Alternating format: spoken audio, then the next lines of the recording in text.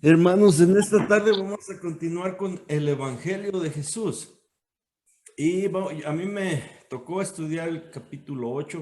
Mi esposa todavía se va a quedar en el 7, en el cerro, hermana. Pero yo ya voy a bajar del cerro y voy a compartir con ustedes el capítulo 8. Y pues vamos a orar a Dios para que Él nos ayude en esta tarde.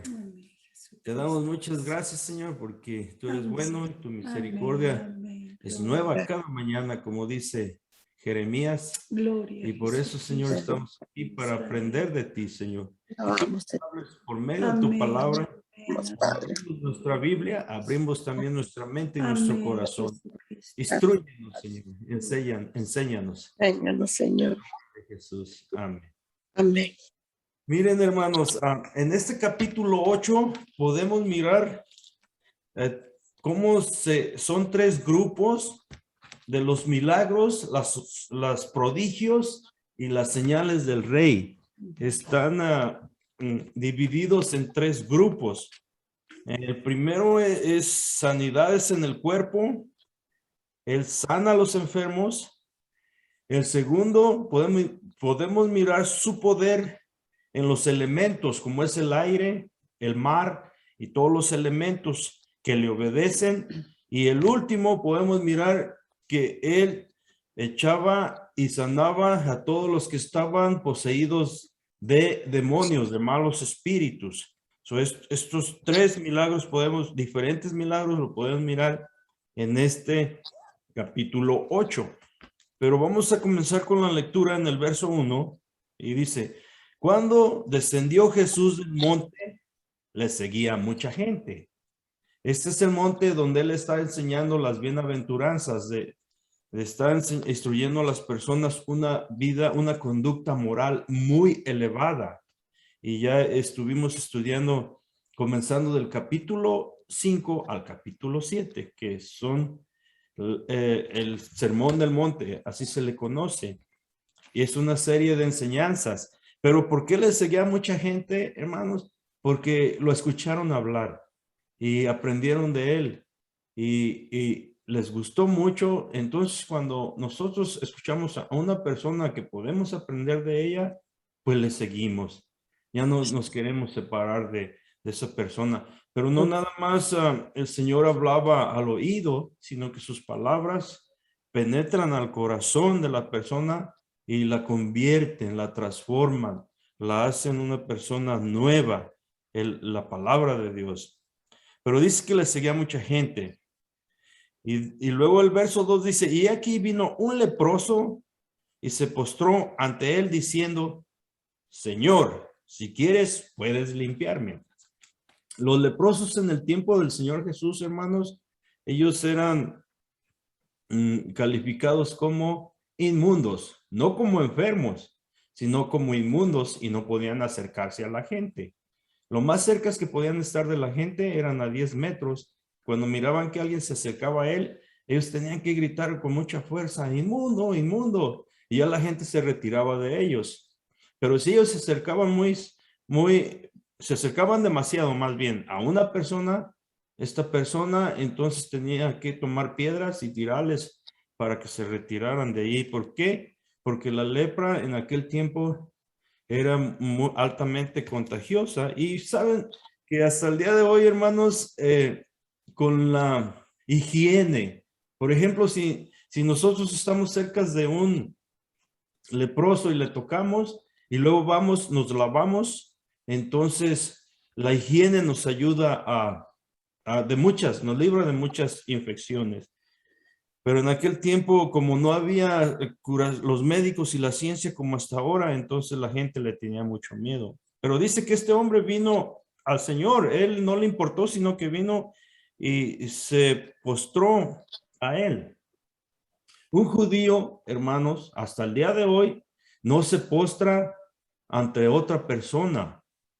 Ellos saben que al único que se tienen que postrar es delante de Dios.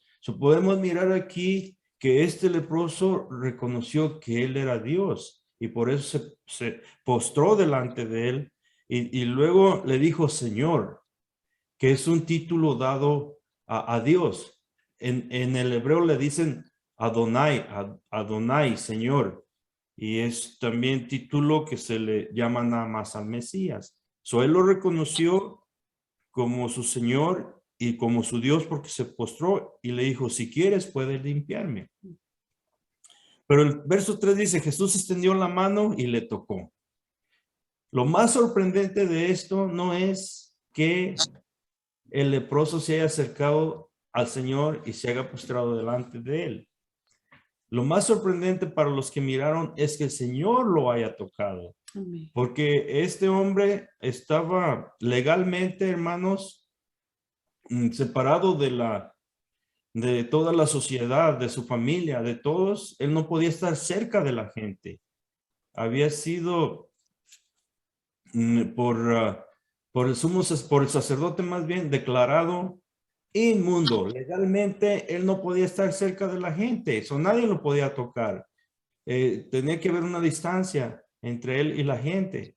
Pero él se acerca al Señor y eso ya causa una sorpresa para la gente que mira, pero más sorpresa es que el Señor lo toque, porque nadie podía tocar a un leproso. Pero la mano poderosa del Rey de Reyes y Señor de Señores le tocó y no nada más lo tocó, lo sanó. Porque le dice, Jesús extendiendo la mano y le tocó diciendo, quiero ser limpio. Y al instante su lepra desapareció. Quedó como un bebé, hermanos, como un niño. Porque así es la gracia y la misericordia de nuestro Señor Jesucristo. Él es el Rey, Él es el Dios. Mateo lo presenta como un rey. No como un rey, como el rey, porque él es rey de reyes y señor de señores. Él tiene todo se postra delante de sus pies, hermanos. La creación, que toda la gloria es para él. Pero miramos que es sanidad y autoridad sobre la enfermedad. Después habla también de lo que le dijo, mira, no le digas a nadie, sino ve y muéstrate al sacerdote y presenta la ofrenda que ordenó Moisés para testimonio de ellos. ¿Para testimonio de quién? De los sacerdotes.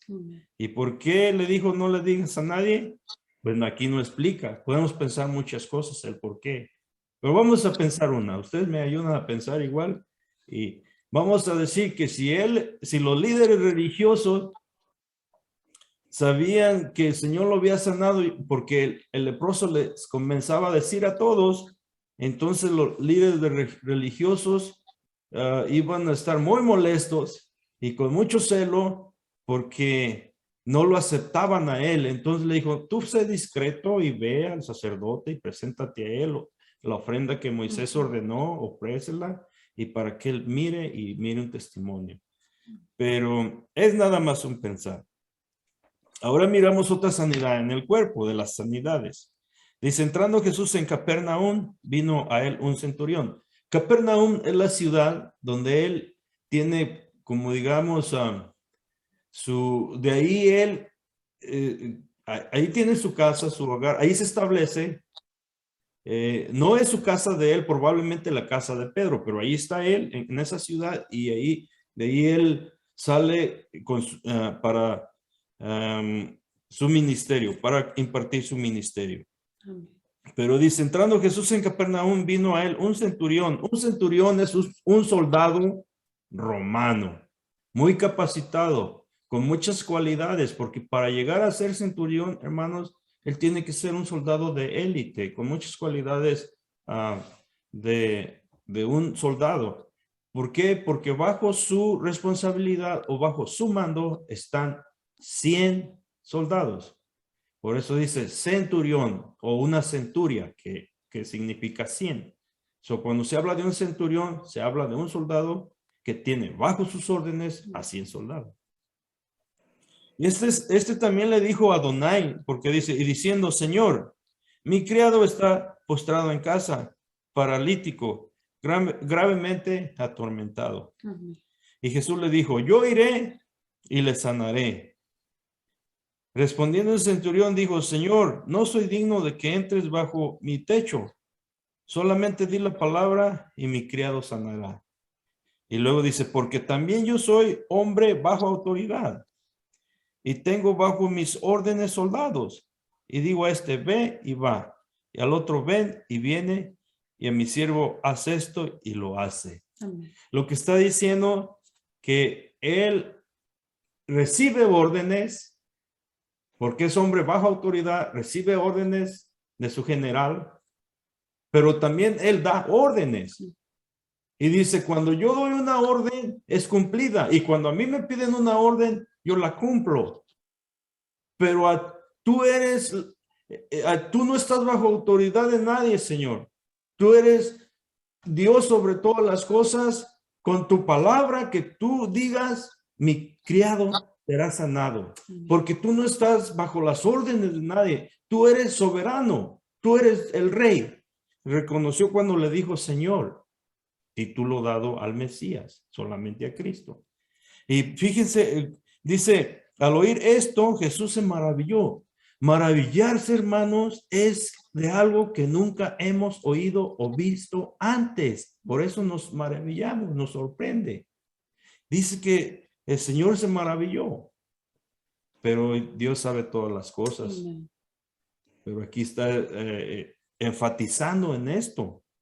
Dice, de cierto os digo que ni aún en Israel he hallado tanta fe. Porque este hombre no era del pueblo de Israel. Era un romano, era un gentil, no era un hebreo, no era un judío. Y el Señor dijo, ni aún entre los judíos, ni aún en Israel, ni aún entre los hebreos, he hallado tanta fe de un gentil. Todos nosotros somos gentil. Y lo que dice aquí, hermanos, es muy bonito. Y os digo que vendrán muchos de México, de El Salvador, de Francia, de Alaska. ¿De Pero dónde Honduras? aquí dice del oriente y del occidente. Está hablando de todas las esquinas del mundo, hermanos. Amén.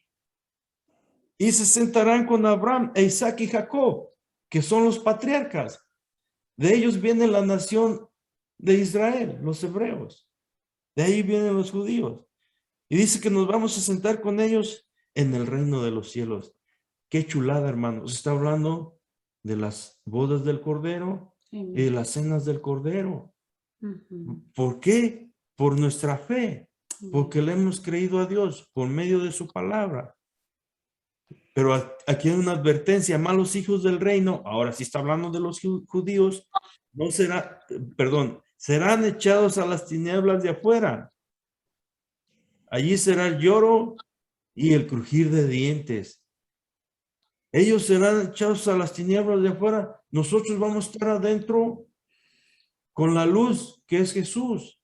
Y va a estar bonito, todo adentro. Y ellos afuera, a las tinieblas de afuera, y será el lloro y el crujir de dientes.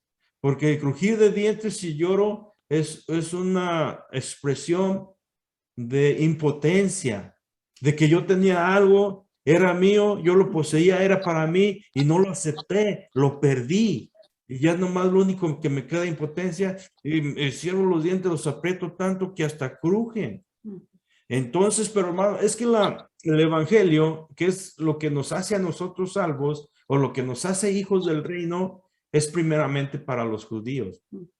En otras palabras, para pertenecer a este reino del rey, necesitamos aceptar lo que nos hace participantes de ese reino, y que es el evangelio de Cristo. Amén. Escuchar su palabra y obedecer su palabra. Eso es lo único. Él ya hizo todo, pagó el precio, el sacrificio, todo, pero nosotros tenemos que aceptar el plan de salvación. Y en el evangelio del reino viene muchas bendiciones, viene vida eterna, viene paz, viene sanidad, viene estabilidad emocional, viene contentillo en el corazón, viene gozo, viene todo de parte de Dios. Alguien me dijo, si no hubiera cielo, que sí lo hay. Si no hubiera vida eterna, que sí la hay.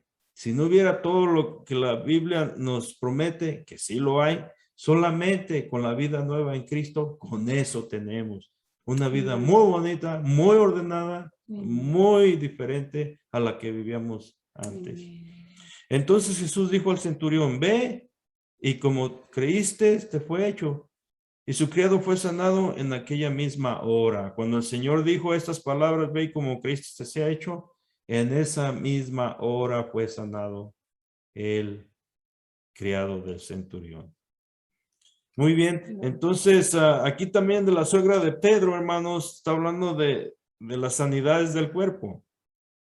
Vamos a hablar un poquito de esto, tengo 8 minutos. Nomás quiero decirles que la fiebre que tenía la suegra de Pedro era una fiebre de disentería que ataca el estómago y se sale todos los líquidos de la persona, queda muy débil y luego se le sumen los ojos y se muere porque era la disentería, pero el Señor la tocó también y ella se le fue la fiebre y luego ya le servía a Dios. Eso demuestra, hermanos, cuando nosotros recibimos un toque de Dios, cuando su mano nos toca, nuestra vida es de servicio. Amén. Yo quiero servirle a Dios. ¿Qué puedo hacer para Cristo? ¿En qué puedo servir a Dios? Y eso es como uno demuestra su agradecimiento a Dios, una vida de servicio. Y para eso es que el Señor nos ha llamado, porque el Hijo del Hombre no vino a ser servido, sino a servir y a dar su vida en rescate por muchos. Luego, cuando uno está agradecido con Dios, demuestra su agradecimiento por el servicio, una vida de servicio. Gloria a Dios. Muy bien. Ahora sí, este es el primer grupo, como se dividen las señales, los prodigios y las maravillas del Señor, en las sanidades de las personas. El segundo grupo es que Él calma la tempestad. Los elementos, aquí vamos a mirar las olas del mar y el viento que le obedecen. ¿A quién puede obedecer el agua o el viento o la lluvia? O solamente al rey, solamente al soberano, solamente al único y poderoso Dios. Pero si alguien o yo voy al mar y las olas están muy fuertes y les digo, calla, enmudece, van a pensar las gentes que estoy loco. Pero el Señor, podemos mirar su poder en los elementos naturales. Vamos a ver aquí. Y entrando él en la barca, sus discípulos le siguieron, sus 12 discípulos. Y aquí que se levantó en el mar una tempestad tan grande que las olas cubrían la barca, pero él dormía. Y vinieron sus discípulos y le despertaron diciendo, Señor, sálvanos que perecemos. Estos discípulos, hermanos, eran hombres experimentados en la pesca y en la navegación. Desde pequeños ellos se desarrollaron en ese ambiente, pero para ellos era algo como un turbión, una tormenta muy fuerte que nunca habían experimentado anteriormente. Y el Señor dormía cuando estaba pasando todo esto en la medio del mar. Entonces vinieron y lo despertaron, cosa que no hizo el viento y las olas, no lo despertaron, él dormía. Pero ellos vinieron con una petición y le dicen, sálvanos que perecemos, solamente tú nos puedes salvar. Él les dijo, ¿por qué teméis, hombres de poca fe? Entonces levantándose reprendió a los vientos y al mar y se hizo grande bonanza, mucha tranquilidad bonita. Y los hombres se maravillaron diciendo, ¿qué hombre es este que aún los vientos y el mar le obedece? Bueno, ¿qué hombre es este? Es Dios manifestado en carne. Este hombre es Emmanuel, Dios con nosotros. Este hombre es Jesús, Jesús quiere decir Jehová salva o Jehová es salvación. Por eso ellos se sorprendían. Dice, aún los vientos y el mar le obedecen porque este hombre es Dios. Ahora sí, vamos a mirar, ya miramos el primer grupo que es sanidades físicas y también cómo el mar y los elementos le obedecen, el viento y todo lo demás. Pero ahora vamos a mirar la autoridad que tiene sobre los espíritus malos, sobre los demonios. Dice, cuando llegó a la otra orilla, a la tierra de los Gadarenos, vinieron a su encuentro dos endemoniados que salían de los sepulcros. Bueno, al lugar que ellos llegaron, hermanos, se encuentra este cerrito ahí y hay muchas cuevas y en estas cuevas las usan como sepulcros. En ese lugar, Gadara es una región de 10 ciudades, por eso se llama Gadara. Entonces, llegaron a una de las ciudades allí cerca al mar de Galilea, al otro lado de Capernaum, en el lado suroeste. O sea que abajito, no para el norte, pero abajito del mar y al este, suroeste, ahí está Gadara, región de 10 ciudades. Y ahí había dos endemoniados, hermanos, que vivían en los sepulcros, o sea, en las cuevas. Feroces en gran manera, tanto que nadie podía pasar por aquel campo, eran muy agresivos y nadie podía pasar porque los atacaban, eran violentos. Los demonios que poseían estas personas eran malos, son homicidas, porque son hijos de su padre el diablo o su jefe. El diablo es homicida desde el principio y viene a matar, robar y a destruir. Estos súbditos aprendieron de su jefe, de su capitán, el ser homicida. Por eso usted mira que cuando una persona trae un demonio de droga, ese demonio lo mata con la droga. Estos espíritus no tienen cuerpo, pero se consuelan en poseer el cuerpo de una persona. Con los hijos de Dios, ellos no tienen nada que ver. Y aquí vamos a mirar, ellos mismos dicen. ¿Por qué? Porque Él nos protege a nosotros. Acuérdense lo que dice el Salmo 34. El ángel de Jehová acampa alrededor de los que le temen y los defiende. Nos defiende de toda posesión demoníaca. Los espíritus malos, ellos no se acercan a nosotros porque es mayor el que está en nosotros que el que está allá afuera. Amén. Amén. Dice, clamando, feroces en gran manera, tanto que nadie podía pasar por aquel camino. Y clamaron diciendo, ¿qué tienes con nosotros, Jesús, Hijo de Dios? ¿Has venido acá para atormentarnos antes de tiempo? En otras palabras, ¿qué tienes con nosotros? Tú no viniste a ministrarnos a nosotros. Tú no viniste a salvarnos a nosotros. Tú viniste a buscar y a salvar lo que se había perdido. Tú viniste a dar tu vida en rescate por muchos, por la humanidad. Pero para eso, como los hijos participaron de carne y de sangre, él también participó de lo mismo. ¿De qué? De carne y de sangre. Para destruir por medio de la muerte al que tenía el imperio de la muerte. Esto es al diablo. Él vino para destruir al diablo. Pero por eso, ¿qué tienes con nosotros? Tú viniste a salvar lo que se había perdido. Entonces, dice, viniste a atormentarnos antes de tiempo, porque el infierno, hermanos, que muchos dicen que el infierno no existe, sí existe, pero el infierno no fue para usted y para nosotros. El cielo es para usted y para mí y para todos los que aceptemos el evangelio del Señor Jesucristo. El cielo, el infierno fue hecho para el diablo y sus ángeles. Por eso ellos saben que va a llegar un día de tormento para ellos. Y dice, ¿viniste a atormentarnos antes de tiempo? Es la pregunta que hacen. Estaban pasando lejos de ellos un hato de muchos cerdos y los demonios le rogaron diciendo, si nos echas fuera, permítenos ir a aquel hato de cerdos.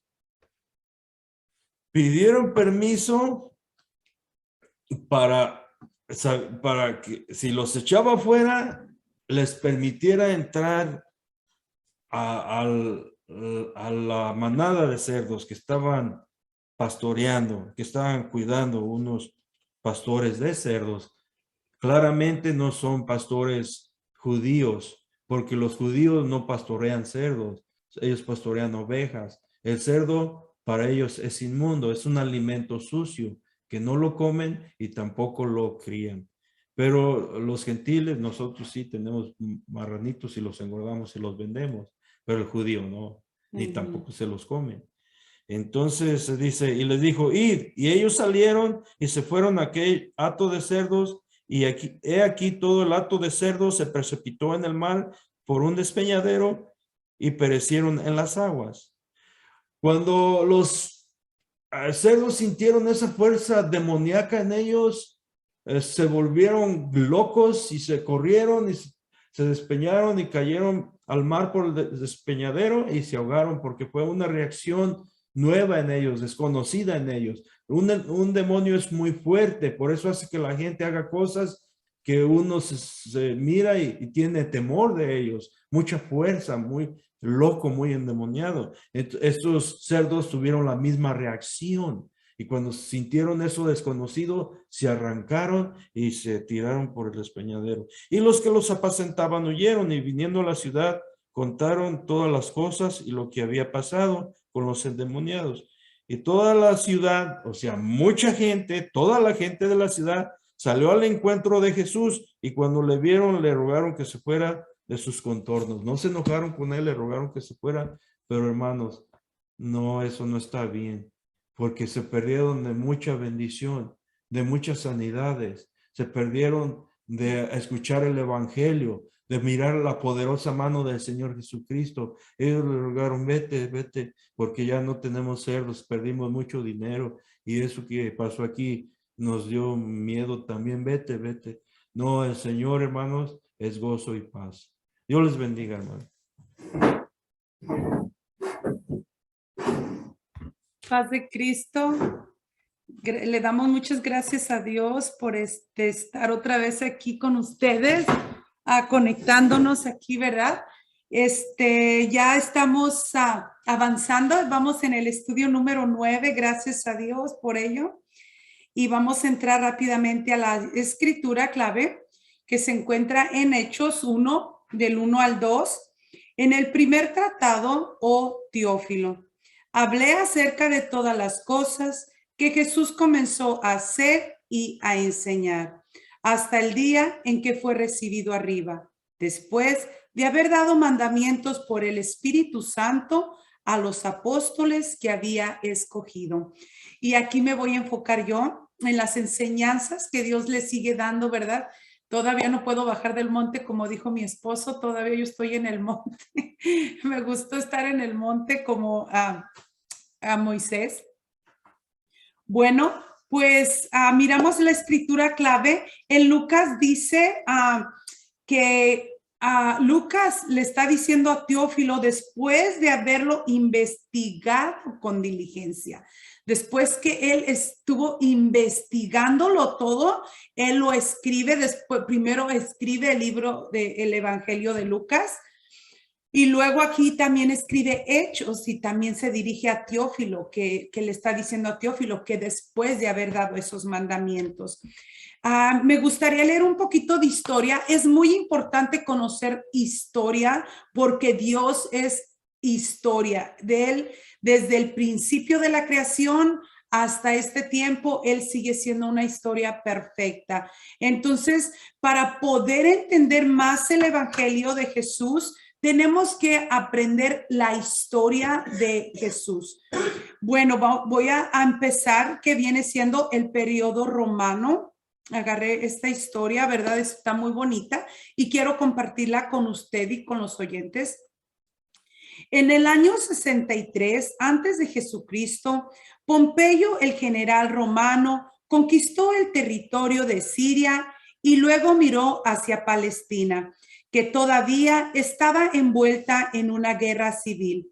Hircano y Aristóbulo se dieron cuenta de que Pompeyo tenía el poder para darle la victoria a uno de ellos y trataron de congraciarse con él.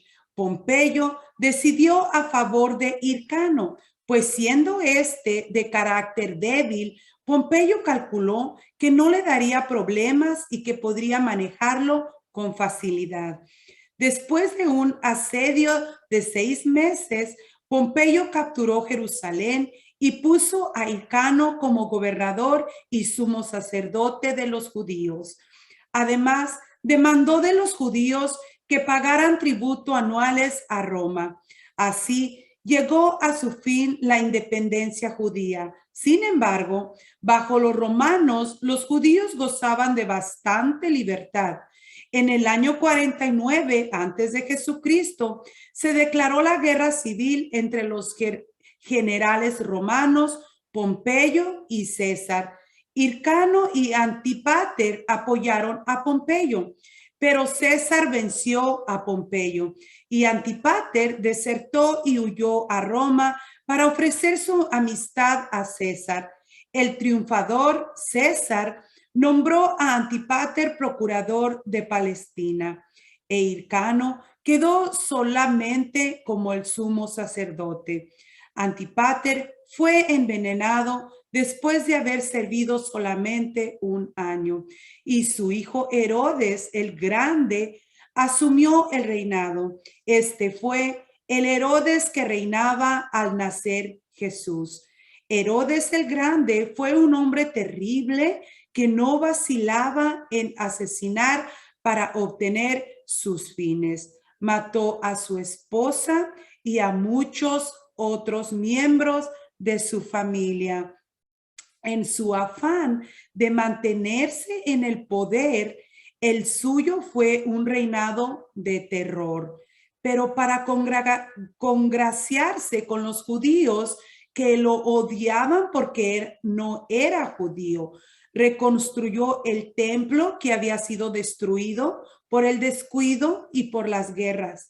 En Gálatas 4:4, el apóstol Pablo dice: pero cuando vino la plenitud del tiempo, Dios envió a su Hijo nacido de mujer y nacido bajo la ley. Por muchas razones, el periodo romano llegó a ser este cumplimiento o plenitud del tiempo para la llegada de Jesús al mundo. Vale la pena mencionar aquí algunas de las cosas que hicieron que ese periodo de la historia fuera propicio para la venida del Mesías. La conquista romana no solamente trajo al mundo bajo el dominio político de Roma, sino también dio al mundo un tiempo de paz. En la paz romana nadie superaba el poder militar y económico de Roma. El Imperio Romano era mayormente un lugar de paz donde la gente podía desenvolverse sin preocupación de guerras. La paz romana hizo posible que Jesús y sus primeros discípulos llevaran el evangelio por muchas partes. Roma construyó carreteras por todas partes de su imperio. Todos los caminos llevan a Roma. Era un dicho que se refería a lo extenso del sistema carretero y marítimo del imperio. Debido a estas vías terrestres y marítimas que facilitaban el comercio y el transporte por todo el imperio, el mensaje de Cristo pudo extenderse hasta lo último del territorio. El sistema romano creó grandes centros urbanos. Las ciudades del imperio congregaban a la gente en lugares estratégicos y accesibles a la predicación de la palabra de Dios. En las ciudades se juntaban personas de toda clase social y de todas partes del imperio. Las ciudades llegaron a ser los cruces de caminos donde el evangelio podría tocar a los hombres, desde los más ricos hasta los esclavos más pobres. En el Imperio Romano había un clima religioso, apertura para escuchar nuevas ideas. Los filisteos griegos y romanos siempre discutían en los lugares públicos. Los judíos se distinguían por su monoteísmo y los romanos por su panteón de dioses. Cuando Jesús apareció con su mensaje y más tarde, cuando sus discípulos y Pablo empezaron a difundirlo, la gente estaba dispuesta por lo menos a darles oído. Y muchos aceptaron el mensaje porque ya estaban apartados de las religiones que les rodeaban o desilusionados de ellas. Tal vez una de las contribuciones mayores que el periodo intertestamentario aportó a la extensión del evangelio fue el desarrollo de un idioma universal. En la siguiente sección veremos algo del trasfondo literario del periodo intertestamentario. Bueno, ahora voy a entrar ahora sí al estudio. Este es un poco de historia que me gustó compartir con ustedes porque es muy importante conocer cómo, ¿verdad?, se extendió el evangelio y cómo comienza a extenderse esta preciosa palabra divina de nuestro Señor Jesucristo. Bueno, pues en Lucas escribe a Teófilo en un segundo relato que continuaría lo que ya le había escrito en el evangelio. En este caso, comenta que Jesús, luego de su resurrección, estuvo apareciéndole a sus discípulos durante 40 días. De este modo, les transmitió las últimas instrucciones antes de su partida y también les dio pruebas convincentes de que él había resucitado con la finalidad de que no quedaran dudas entre ellos. Las enseñanzas que Dios les dio a sus discípulos, las enseñanzas que Dios le estaba dando a sus discípulos, si miramos en el capítulo, primero en el capítulo 5, en el capítulo 5 miramos 9 enseñanzas, ¿verdad?, que son mandatos de Dios para sus discípulos, les está dando enseñanzas y estas fueron 9 enseñanzas. Y luego, si nos vamos al capítulo 6, en el capítulo 6 tenemos 7 enseñanzas, ¿ok? Y en el capítulo 7, en el que vamos a entrar ahorita, en esa tiene 6 enseñanzas. Y estas enseñanzas son muy importantes para nosotros entenderlas. ¿Por qué? Porque las enseñanzas que Dios le dio a Moisés fueron desde el monte Sinaí, ¿ok? Acuérdense que Jesucristo podía haberlas dado desde las sinagogas porque era donde ellos se enseñaban, ¿verdad? Pero él se fue al monte de las bienaventuranzas y allí él dio sus enseñanzas, así como cuando Moisés sube al monte Sinaí y dice, Dios le pone reglas a Moisés y le dice que iba a bajar él para darle los 10 mandamientos, ¿verdad?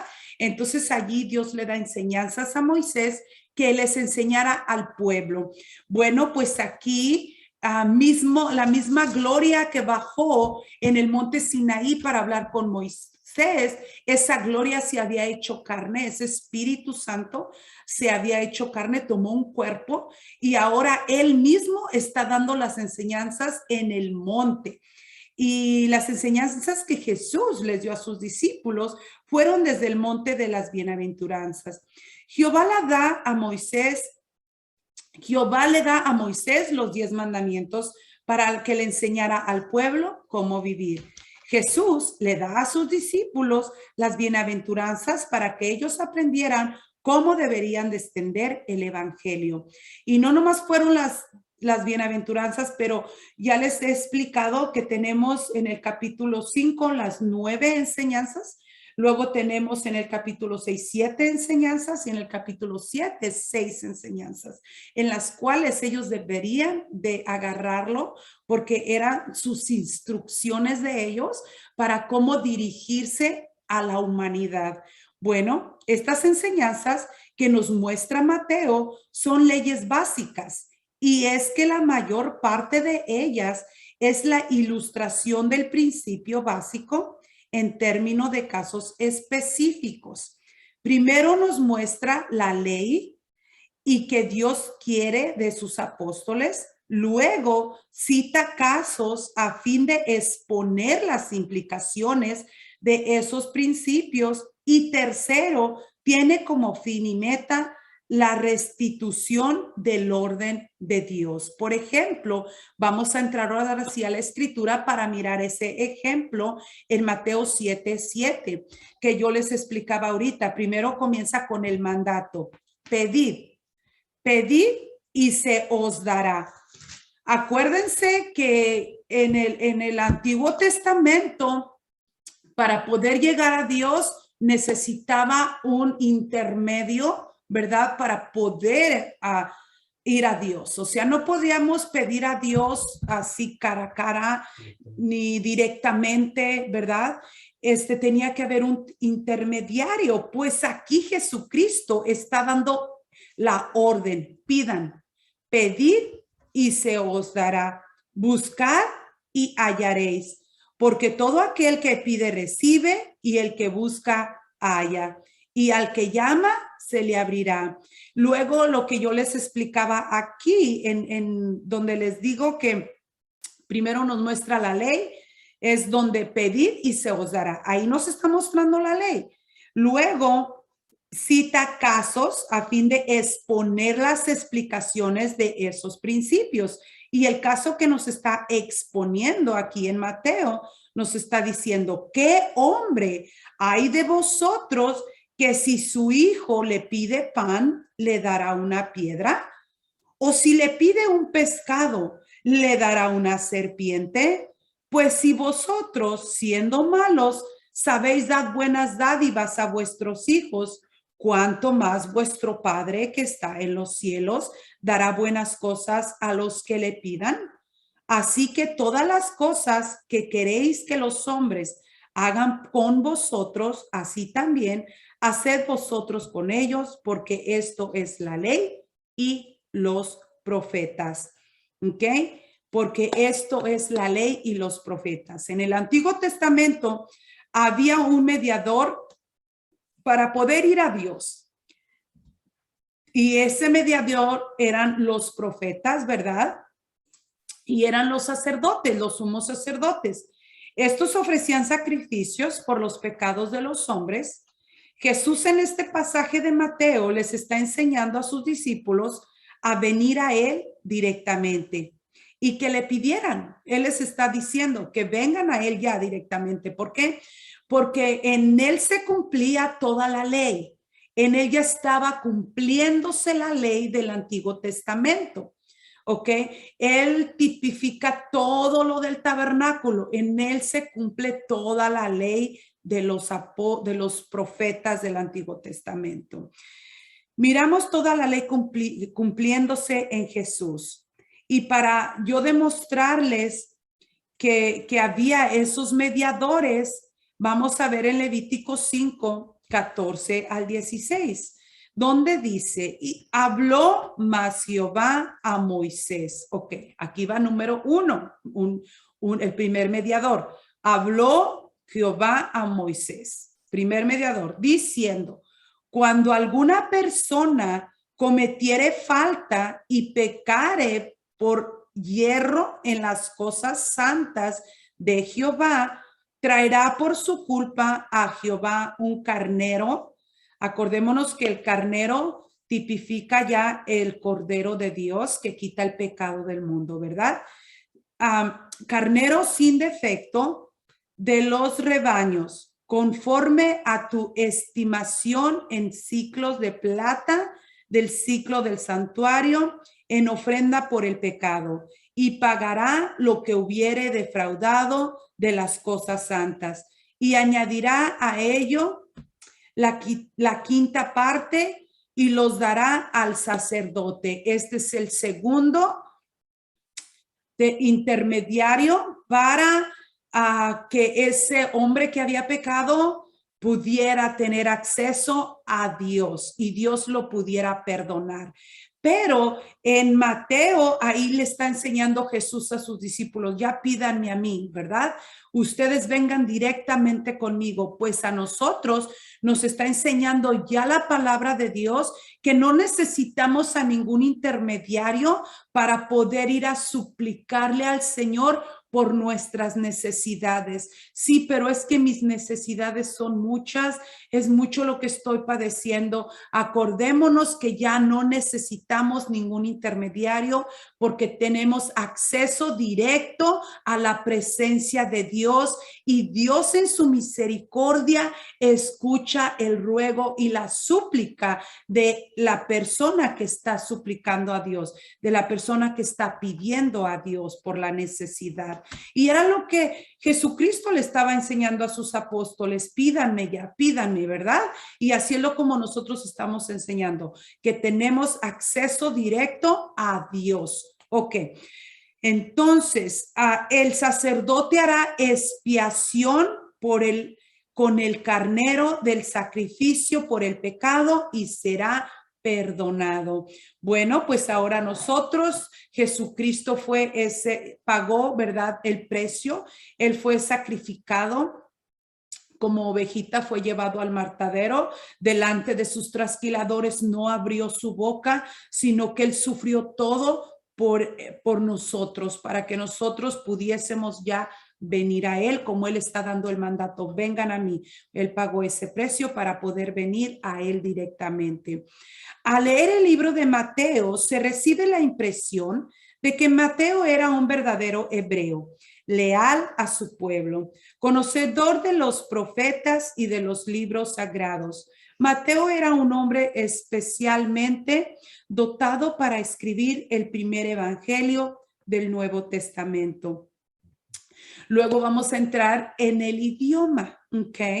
El idioma de Abraham, de Isaac y de Jacob era el hebreo, que llegó a ser el idioma del Antiguo Testamento durante el periodo intertestamentario. El hebreo puro ya había caído en descenso entre el pueblo judío de Palestina. El hebreo era conocido porque era el idioma de los libros sagrados.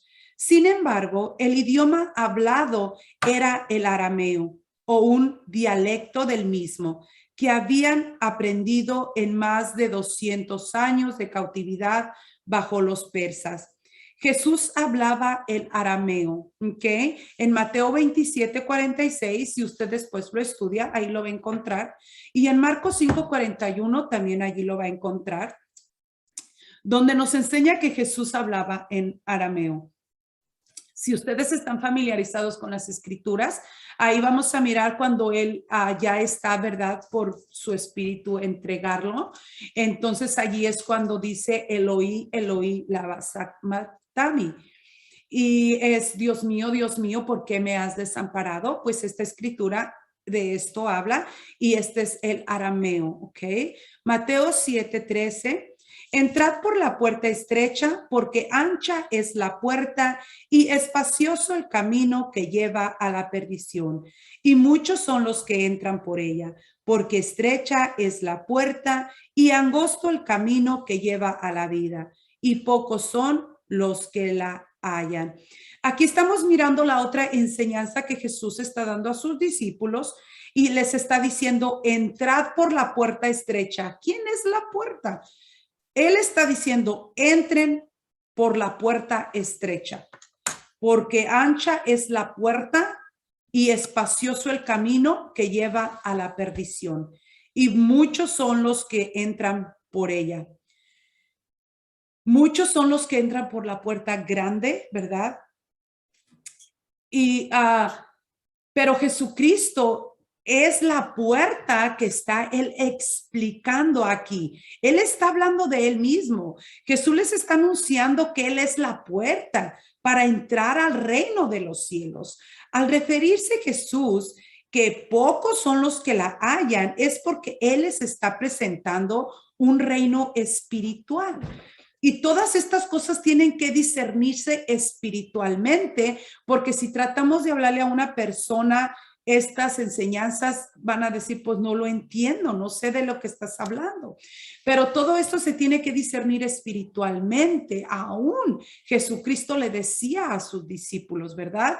Todo se tiene que discernir espiritualmente porque el reino que Jesús traía era un reino espiritual. Pues aquí Él les está abriendo la puerta y está diciendo, entrad por la puerta, ¿verdad? Y Él era la puerta.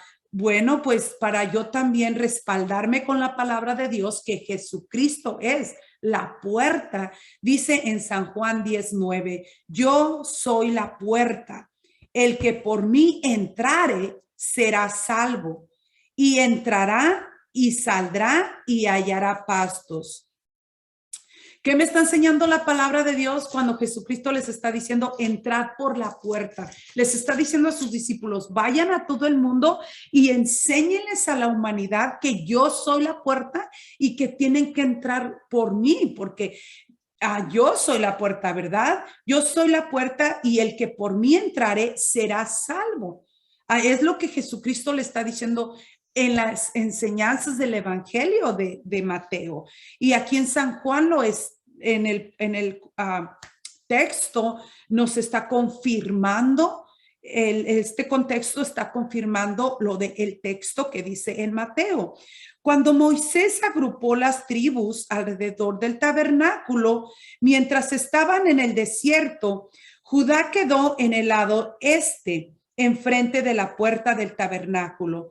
Jesucristo viene de la tribu de Judá según la carne, y para pasar por esa puerta tenía que pasar por esta tribu, ¿ok? La tribu de Judá estaba al este, y para que las otras tribus pudieran entrar al santuario, ¿verdad? Tenían que pasar por esta tribu para poder entrar por esta puerta. Pues Jesucristo es la puerta, ¿verdad? Que ya estaba anunciando en el tabernáculo, ya lo está anunciando. Jesucristo nos tiene, viene, ¿verdad? Para salvar a la humanidad y viene para que entremos por él, por esta puerta, al lugar santo, a la presencia de nuestro Señor Jesucristo. Bueno, pues esta tribu quedaba al lado este donde sale el sol. ¿Y quién es este sol? Jesucristo es el sol de justicia. Esta tribu quedó al lado este donde sale el sol. Y Malaquías 4:2 nos enseña, mas a vosotros los que tenéis mi nombre, ¿verdad? Está diciendo, mas a vosotros los que tenéis, ¿cuál nombre? El nombre de nuestro Señor Jesucristo. Nacerá el sol de justicia. ¿Cuál sol? Jesucristo. Y en sus alas traerá salvación y saldréis y saltaréis como becerros de la manada. Bueno, pues en el monte de las bienaventuranzas, aquí se cumple esta escritura y está trayendo la salvación a la humanidad. Se les está poniendo en las manos de los apóstoles y les está diciendo, id, vayan y les está enseñando, pues, ¿verdad? Todas estas enseñanzas para que después ellos, ya cuando Él les enseña, entonces Él les dice, vayan y prediquen a todas las naciones. Pero ahorita Él los estaba preparando y les estaba enseñando para que, equipando, para que ellos pudieran enseñar a toda la humanidad, en la cual también nosotros estamos siendo enseñados por esta preciosa palabra de nuestro Señor Jesucristo. Bueno, pues nacerá el sol de justicia y en sus alas traerá salvación. Y aquí en estas enseñanzas trae la salvación. Ahora, ¿cómo vendrá Jesús? Porque como el relámpago que sale del oriente y se muestra hasta el occidente, así será también la venida del Hijo del Hombre. ¿Ok? Ahora, la tribu de Judá estaba en el lado este donde sale el sol. Bueno, pues este sol de justicia que nos acaba de enseñar la palabra de Dios es nuestro Señor Jesucristo.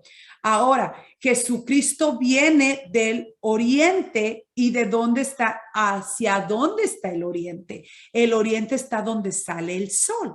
Entonces, de donde sale el sol, como dijo mi esposo hace un ratito, de un extremo al otro extremo, ¿verdad? De donde sale el sol hasta del otro extremo, así va a ser su venida de nuestro Señor Jesucristo. Y si se fijan, se entrelaza la palabra de Dios perfectamente.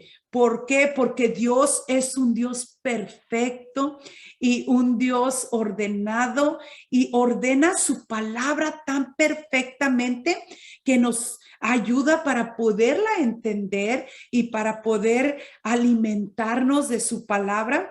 Y aquí es como Dios nos está diciendo, Él es el sol, ¿verdad? Que nos calienta, el sol que nos alumbra.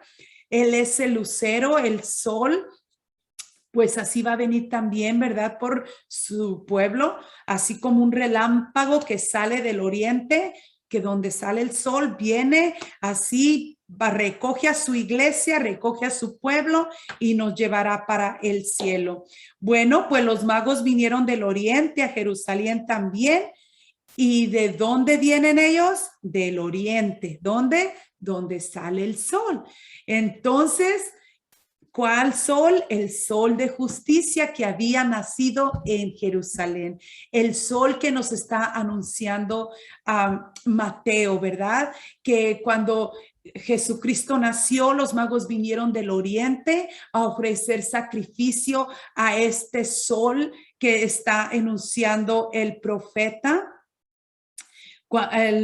Malaquías, donde dice, ¿verdad? Que este sol de justicia y él traerá la salvación. Bueno, pues también los magos vienen del oriente, ¿verdad? Donde sale el sol, y también vienen para adorar a este rey, a este poderoso rey. Y estamos esperando esta hermoso evento que está por suceder.